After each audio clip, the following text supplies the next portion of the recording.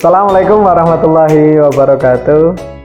Hai anak-anak semua, dimanapun kalian berada, semoga senantiasa dalam lindungan Allah Subhanahu wa Ta'ala. Oke, kali ini kita akan belajar tentang pendidikan agama Islam. Kita masuk pada mata pelajaran tarikh Islam dan akan membahas tentang sejarah masuknya Islam di Indonesia. Oke, kita lanjut. Ya.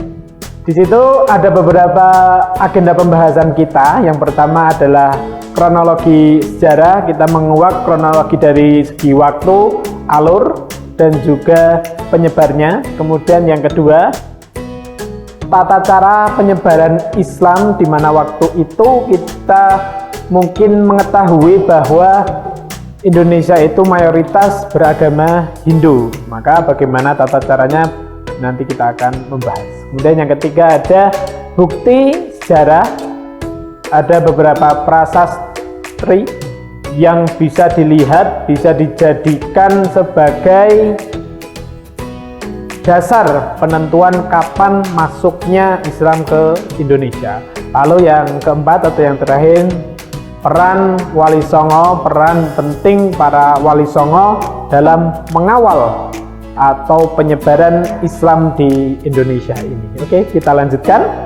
Nah, di situ masuk ke pembahasan pertama tentang kronologi sejarah masuknya Islam di Indonesia. Yang pertama, dilihat dari segi waktu Islam masuk ke Indonesia. Jadi kalau secara pastinya itu belum ada bukti yang pasti mengenai tahun Islam masuk ke Indonesia, tetapi Islam masuk ke Indonesia para ahli sepakat antara tahun 7 sampai tahun ke-13.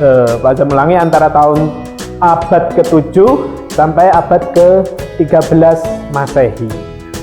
Kemudian yang kedua, kita lihat dari segi jalurnya. Jadi dari segi jalur ini, lihat di situ di PowerPoint-nya ada dua jalur.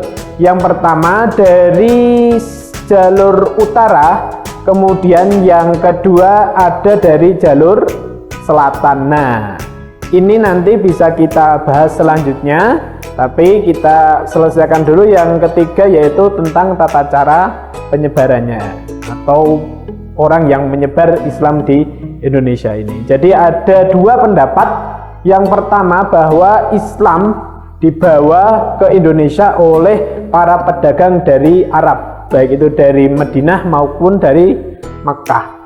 Kemudian pendapat yang kedua itu adalah para pedagang Islam yang asli dari Gujarat, India. Kemudian mereka masuk ke Indonesia dan menyebarkan agama Islam. Ini menurut pendapat beberapa para ahli. Jadi kronologi sejarah ini membahas tentang waktu, kemudian jalur masuknya Islam ke Indonesia, dan dari para penyebar agama Islam di Indonesia. Oke, kita lanjutkan. Ya, kita bisa lihat di situ di layar tempat terpampang ada beberapa jalur. Yang pertama, jalur utara, melewati jalur utara itu diawali dari, nah bisa dilihat ada Arab. Jadi Arab di situ tetap dari Mekah maupun Madinah, diawali dari Mekah dan Madinah, kemudian menuju ke Damaskus, lalu ke Baghdad, kemudian menuju ke Gujarat, India, dan baru setelah itu masuk ke Indonesia. Nah, ini dari jalur utara. Kemudian kalau kita melihat dari jalur selatan, coba kita lihat jalur selatan. Nah, sama-sama walaupun dari jalur utara maupun selatan sama-sama dimulai dari Arab, yaitu dari Mekah maupun Madinah, tetapi alurnya berbeda. Kalau dari utara itu lewatnya dari atas, tetapi dari selatan itu dari bawah, dari Arab menuju ke Yaman, kemudian baru menuju ke Gujarat, India, lalu Sri Lanka, baru masuk ke Indonesia. Nah, persamaan dari jalur selatan dan juga jalur utara itu yang pertama, Islam diawali dari Mekah maupun Madinah, yaitu di Saudi Arabia. Islam mengawali penyebaran Islam itu dari Arab. Kemudian ada persamaannya, sama-sama melewati satu jalur, apa itu? Yaitu daerah Gujarat yang ada di India. Nah, ini salah satu bukti atau salah satu sanggahan para ahli yang menyatakan bahwa penyebar Islam di Indonesia itu adalah para pedagang muslim yang ada di Gujarat, India. Kenapa? Karena sama-sama melewati jalur utara maupun jalur selatan. Oke, kita lanjutkan. Nah, ada beberapa cara penyebaran agama Islam di Indonesia pada waktu itu. Yang pertama dilihat ada dengan cara perdagangan. Dagangan di sini orang-orang berdagang dari para pedagang Arab maupun dari para pedagang Gujarat, India. Dan mereka berdagang. Kenapa bisa diterima begitu saja? Karena sistem perdagangan mereka itu sesuai dengan syariat yang sudah Allah tetapkan. Salah satunya seperti wa ahallallahul bai'a wa harramar riba. Allah itu menghalalkan jual beli dan mengharamkan riba. Pada saat itu para pedagang muslim dari Arab maupun dari Gujarat, India itu menerapkan sistem tersebut dan dapat diterima dengan baik oleh masyarakat Indonesia pada waktu itu. Kemudian ada dilihat yang kedua ada pernikahan. Nah, ini tentunya orang-orang Arab pada waktu itu atau dari para pedagang Arab dan Gujarat muslim, mereka menikah dengan pribumi yang nantinya anak turunnya diajarkan bagaimana syariat Islam. Lalu pendidikan, mengajarkan baca tulis, mengajarkan tentang membaca Al-Quran, kemudian mengajarkan tentang bagaimana perhitungan, menghitung, dan yang lain sebagainya.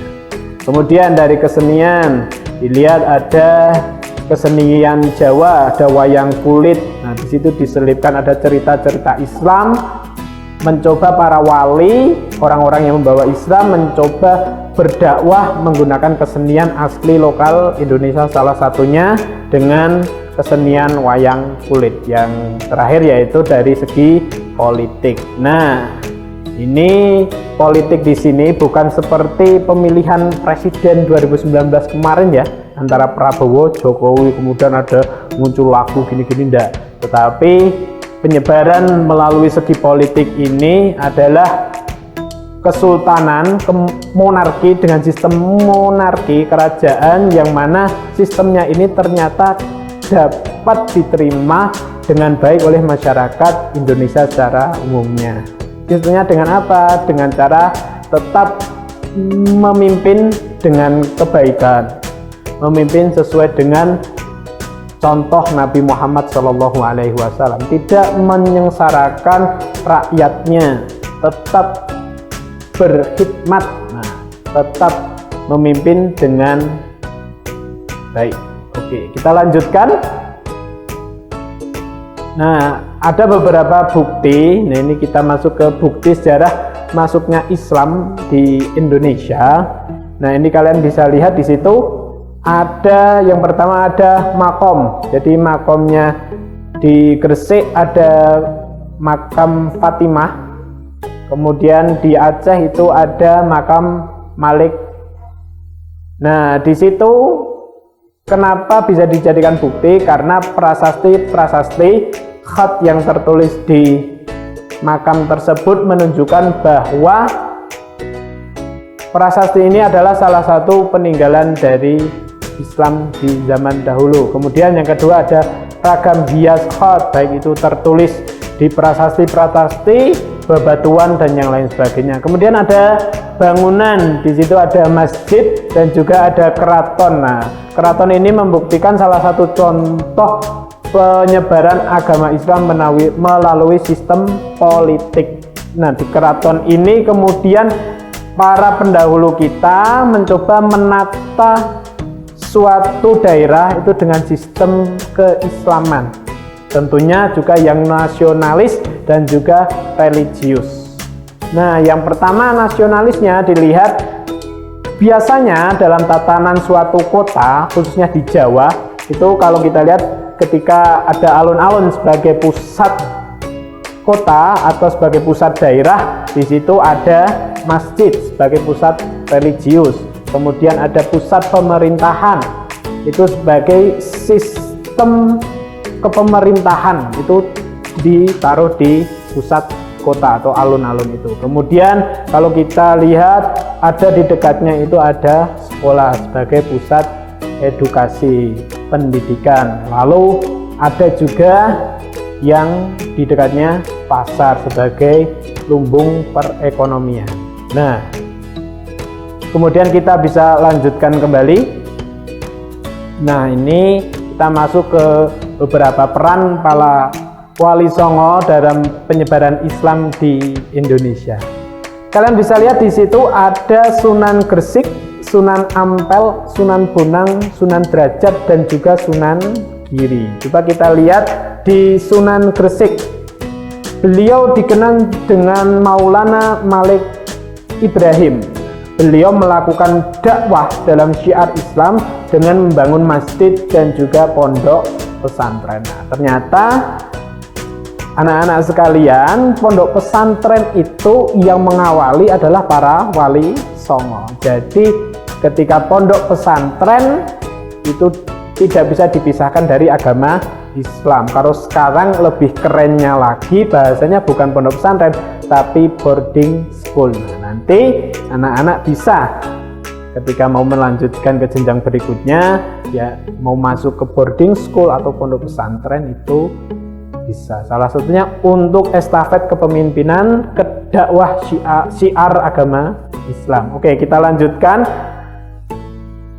Dan ini yang keempat, yang selanjutnya tadi ada 5 wali tambah 4, ada Sunan Gunung Jati, kemudian Sunan Kudus, Sunan Kalijaga, dan juga Sunan Muria. Nah, di situ coba kita lihat di Sunan Kalijaga, dikenal dengan nama Raden Mas Syahid. Beliau berdakwah menggunakan kesenian rakyat seperti wayang kulit, kemudian beliaulah yang menciptakan cerita pewayangan dan disisipi dengan ajaran Islam. Nah, beliau Sunan Kalijogo itu berdakwah menggunakan kesenian yang berbeda daripada yang lain. Beliau mencoba mengadaptasi, mencoba menerapkan kesenian-kesenian Jawa pada waktu itu, tetapi dengan nuansa Islamiyah, dengan nuansa Islam. Nah, ini beliau yang mencetuskan bagaimana dakwah ini juga bisa dilakukan dengan melalui seni. Ketika anak-anak misal, Pak Azam, ini saya suka menyanyi, tapi saya sukanya rock misalkan. Bisa kalian diadaptasi ketika misal kalian suka genre rock. Di situ kalian bisa misalkan liriknya diganti dengan lirik Islam dan yang sebagainya. Oke, teman-teman sekalian, cukup sekian dari Pak Azam tentang pendidikan agama Islam kali ini. Tarikh Islam kita membahas tentang sejarah masuknya Islam di Indonesia. Semoga ilmu ini bermanfaat, dan ingat dimanapun kalian berada, jangan lupa selalu berdoa untuk hidup yang berkah, sehat fid dini wad dunya wal akhirah, dan yang terakhir ilmu yang bermanfaat. Oke, kurang lebihnya mohon maaf. Assalamualaikum warahmatullahi wabarakatuh.